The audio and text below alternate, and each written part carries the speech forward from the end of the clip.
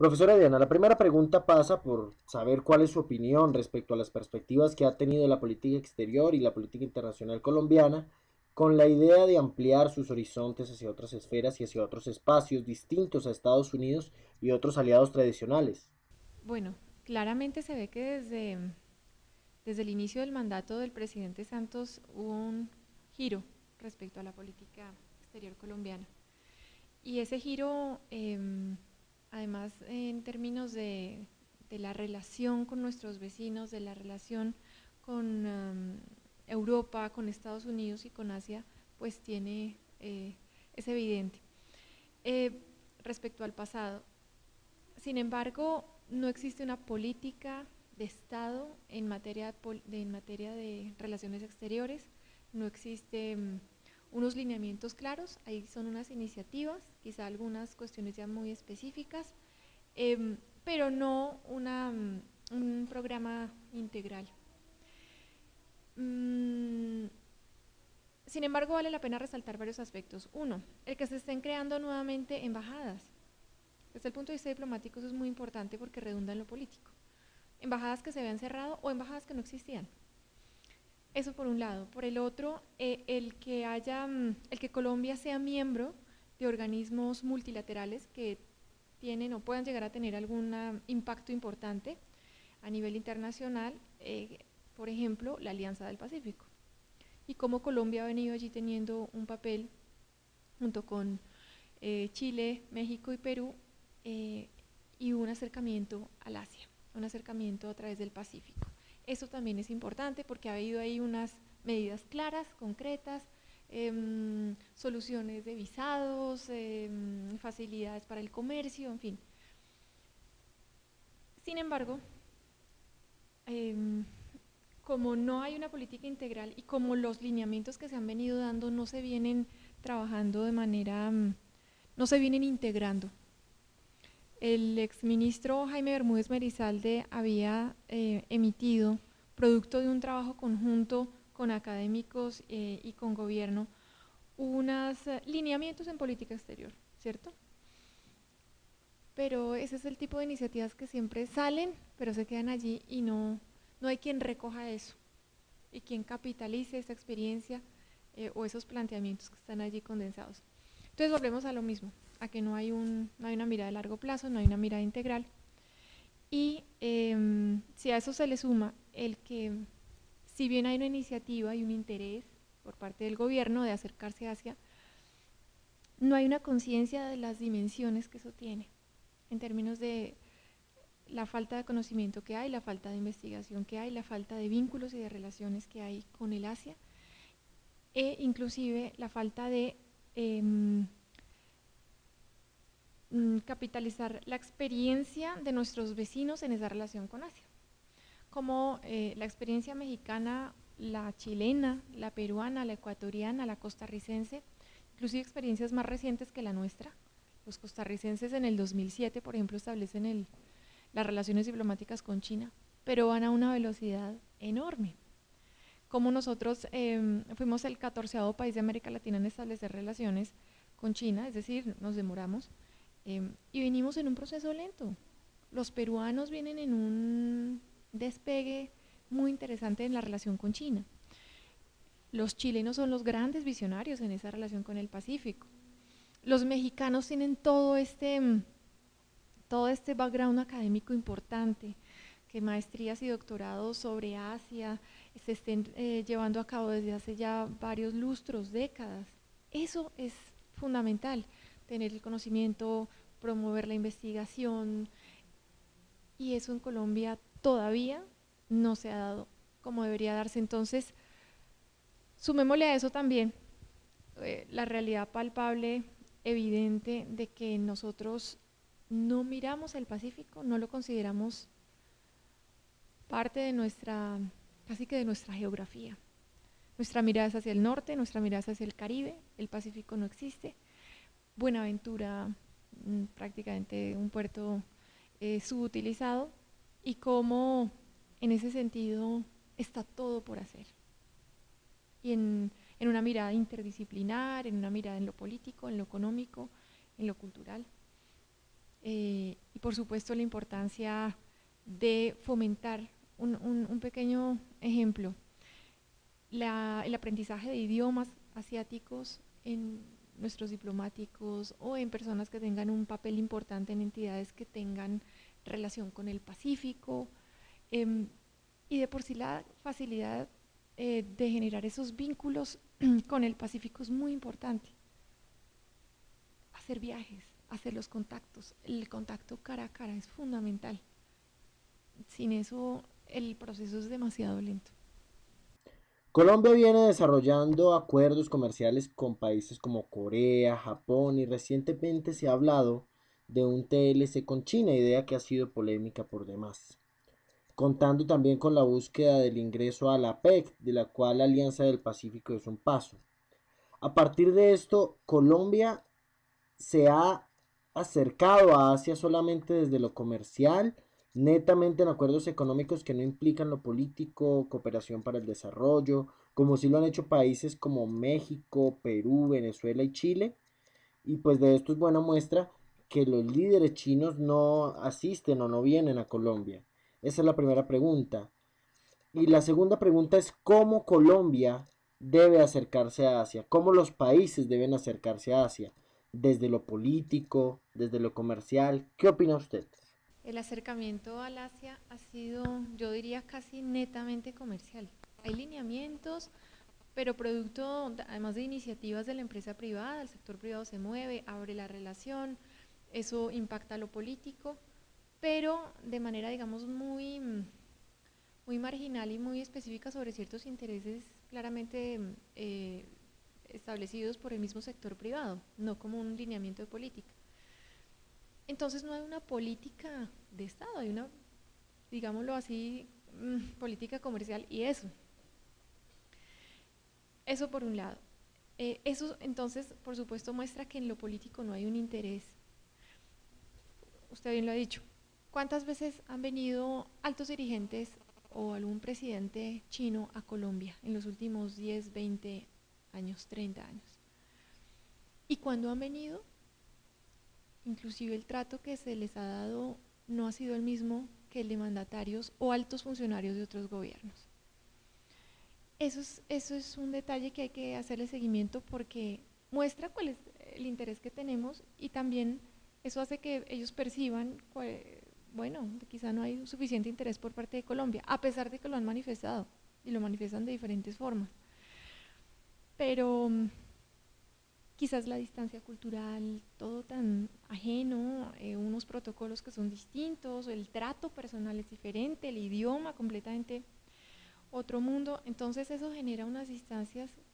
Eh, un ex embajador que estuvo en Colombia me decía en algún momento en una entrevista que le hice sobre esa necesidad de acercarse, me decía, el punto es que si bien los hombres de negocio, los comerciantes, los empresarios son los que están allí como marcando la pauta, sin embargo, hay mucho temor, hay prevención, hay miedo, hay que romper ese miedo, hay que acercarse.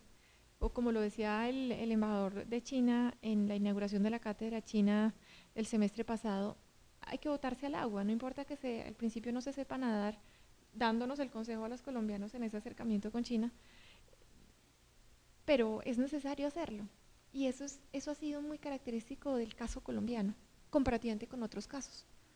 También porque estamos muy influenciados por nuestra propia realidad, ¿no? Por supuesto, que eso también impacta. Pero hace falta mucho esa apertura. Probablemente las nuevas generaciones ya lo ven de otra forma. Y lo digo, por ejemplo, en términos de los empresarios, haciéndole seguimiento, cómo se han venido acercando al Asia, cómo se han venido acercando a China. Las viejas generaciones es más difícil el contacto, la relación, pero los nuevos ya están estudiando chino en China, ya están estudiando algún posgrado, ya hay otra cosa. Entonces ya en el futuro cercano, mediano, vamos a ver otro escenario. Sin embargo, la gran preocupación es que se está centrando mucho en lo político. Perdóneme, en lo económico, en lo comercial básicamente, ni siquiera en lo económico. Y si uno no aborda de manera integral esa relación, es muy difícil. Porque para países como China, si no hay una relación política, prácticamente no hay nada. Relaciones comerciales, bien, intercambiemos productos, pero ya algo de mayor envergadura, de mucho más integral, no. Entonces, eso es importante tenerlo en cuenta a la hora de repensar la relación con el Asia y con países como China. Bueno, una pregunta respecto a China concretamente. Hablamos de una contrahegemonía china y América Latina ha tendido a mirar hacia allá, entendiendo que siempre se ha vivido bajo la égida norteamericana.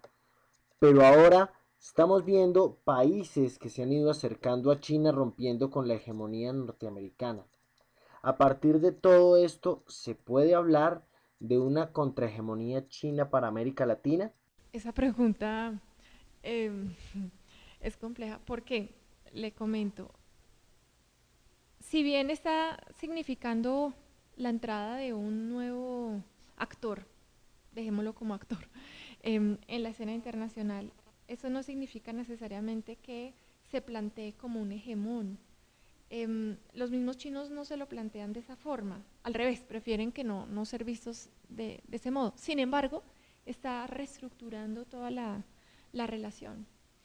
Recordemos que en los últimos años Estados Unidos dejó de ponerle atención a América Latina para centrarse en el Medio Oriente, en conflictos en otros lugares del mundo y menos en América Latina. La situación de crisis, la crisis financiera internacional de 2008, genera que varios países de América Latina afiancen más ese vínculo con el Asia. En el caso colombiano, la crisis con Venezuela, la crisis con el Ecuador, a nivel político, en el que se rompen también las relaciones comerciales, genera una necesidad por parte del sector privado, particularmente, que hay que mirar afuera y hay que mirar al Asia. Entonces es producto de una necesidad, pero dada en ese contexto, no producto de una política. Entonces, bien, allí lo que se ve es que, bueno, hay una reconfiguración del escenario internacional y el que se constituya como un contrahegemón es consecuencia de todas estas situaciones, no porque considero yo haya sido se lo haya planteado inicialmente como tal. Lo que pasa es que hay visiones muy distintas de parte de China como de parte de Estados Unidos y de Occidente en general frente a muchísimos temas. Eso ya genera unas distancias. Entonces, me parece que ahí hay que, digamos, ese tipo de afirmaciones tomarlas con mucho cuidado. Una última pregunta. La discusión que se ha generado respecto al fallo de La Haya y el nuevo canal que se va a hacer en Nicaragua, en donde se habla de unos intereses chinos, en donde se habla de una participación en el fallo por parte de ese país, unos intereses claros dentro de ese fallo y que además dentro de los jueces que tuvo la Corte Internacional de Justicia para promulgar el fallo, existía una jueza de nacionalidad china, la cual tenía unas muy buenas relaciones con el líder de la comisión en la Corte por parte de Nicaragua. Este tema ha sido puesto en foco por Colombia, digamos, por algunos sectores dentro del mundo político colombiano para solicitar una revisión del fallo respecto a la zona fallada por la Corte.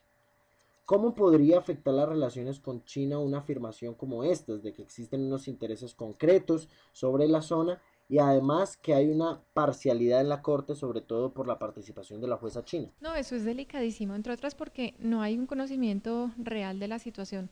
Hay que diferenciar dos hechos muy distintos. Uno es el fallo de La Haya y otro es la construcción de un canal interoceánico, ese proyecto de construcción. Son dos situaciones distintas, que se dan en momentos distintos. ¿Qué pasa? La construcción del canal interoceánico viene planteada desde principios del siglo XX y Nicaragua lo viene estudiando y planteando en diferentes momentos a partir de allí y con diferentes países. Eso por un lado. Y ya volvemos otra vez a ese punto. Lo otro, el fallo de La Haya, hay que tener en cuenta, uno, que son 15 jueces. Esos 15 jueces hay una regla de oro que es, no pueden representar a su país. Cada uno con su propia nacionalidad no puede estar representando simplemente a su país. Cuando estamos hablando de la Corte Internacional de Justicia, que es el principal órgano judicial del derecho internacional, entonces, no, bueno, eso por un lado. Por el otro, en esa votación, de esos 15 jueces, 14 votan contra Colombia. Uno de ellos es China. Otros son Estados Unidos, México, Brasil, Rusia, Inglaterra. Varios de ellos son aliados y amigos de Colombia. La juez china hizo 2 salvedades, que las hizo públicas a la hora de hacer el voto. Y dan la razón a Colombia, ella da la razón a Colombia en varios sentidos. Primero, porque dice, La Haya no tiene, para el caso específico del diferendo limítrofe Colombia-Nicaragua, no hay una legislación para ese tipo de casos. Segundo, ella propone, hay que hacer varias, digamos, técnicamente propone varias cosas, donde inclusive le da favorabilidad a Colombia. Y eso, digamos, en cuanto a esos salvamentos de la juez china, por ese lado. Entonces, fíjese que estamos hablando de temas distintos. El que ya Nicaragua, volviendo al tema de Nicaragua y el canal interoceánico, diga, estamos negociando con los chinos y vamos a construir un canal, ¿eso es producto de qué? Nicaragua le ofreció esto, bueno, Estados Unidos en su momento estuvo interesado en hacer un canal por ahí. Por otro lado, y ya más recientemente, Nicaragua le propone a Venezuela hacer lo mismo, en vista de que pues necesita el canal y no se ha construido, entonces tiene un amigo cercano que es Venezuela, se lo propone a Venezuela, se lo propone a los rusos, se lo propone a los iraníes.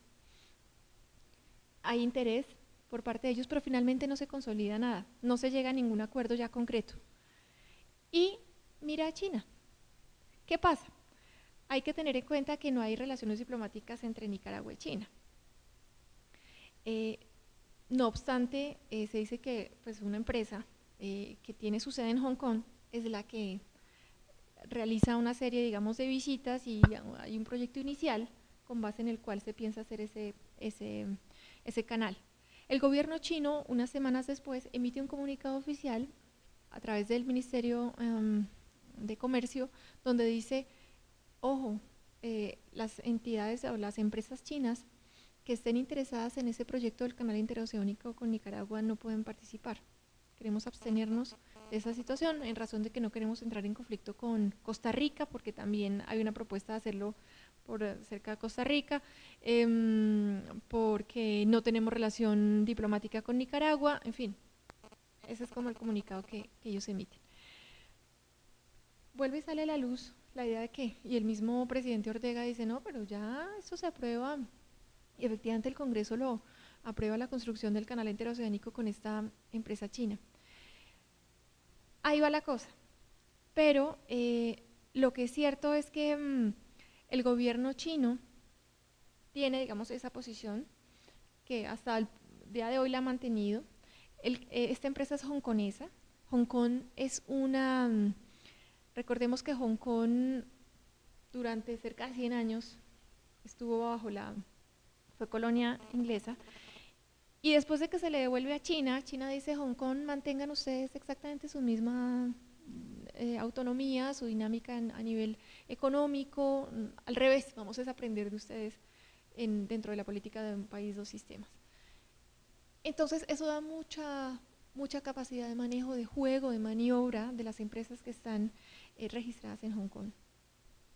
Entonces, bueno, eso es la posición, eso es lo que está pasando. Sin embargo, el gobierno chino tiene su posición de que no considera que no se debe entrar ahí. El punto en el caso colombiano respecto a esas 2 situaciones es que primero se están mezclando, se están confundiendo. 2, y le respondo ahí sí la pregunta, eso es problemático en la relación con China porque genera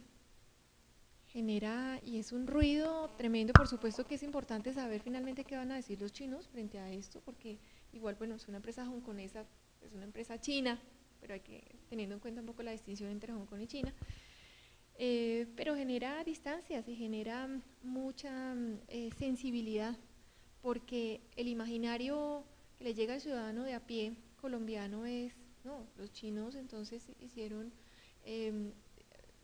lo que se está diciendo, de que en el fallo hubo un interés por parte de China, de que había un vínculo de la jueza china, en fin, pero no se aclara y no se ve con claridad realmente qué es lo que está pasando.